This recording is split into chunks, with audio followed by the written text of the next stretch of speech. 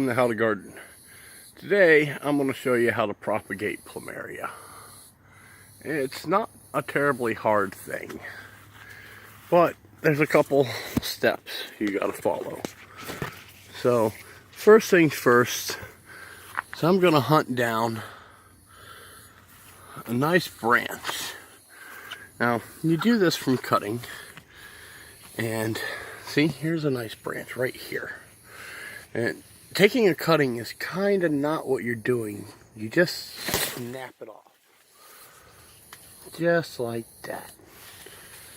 You don't have to worry about it being nice and neat.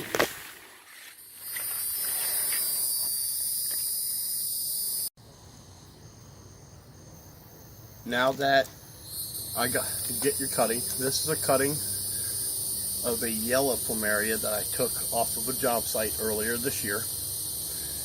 You go ahead and set your cutting somewhere off in the shade where it's not directly touching the ground. You wait until the bottom of it dries up real well. This one not only dried up real well, was already starting to put out a few roots. So it's time for me to get it in a pot. So all you do, make sure it's good and dried up. Get it in a pot that's heavy enough to hold it. Doesn't have to be a full-size pot right off the bat.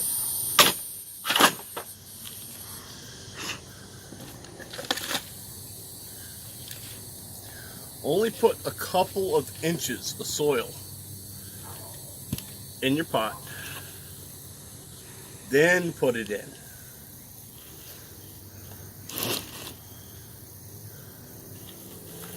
And finish filling your pot. You want to fill it up as high as you can get it, because it's also acting as a counterweight. When you're dealing with a smaller cutting, you don't have to worry about that as much.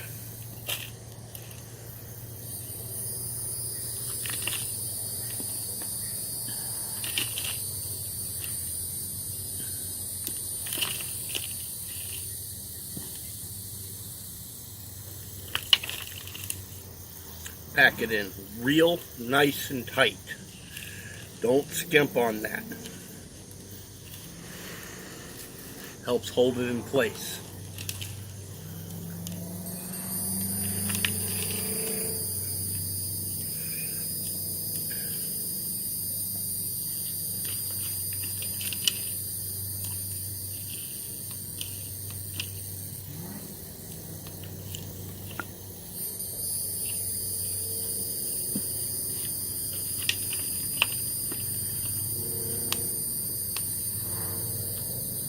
And there you go. That's all there really is to it. It's kind of late in the year, being September, and these normally go dormant in about a month. They're already starting to show signs of going dormant. But usually speaking, October or November, depending on how the temperatures are per year down here in Florida. But it's going to go ahead and root up. And this will be ready to go to ground next spring. Because even though it'll go dormant on the leaves, it will still be putting roots out all winter long. Thank you for watching. You have a great day.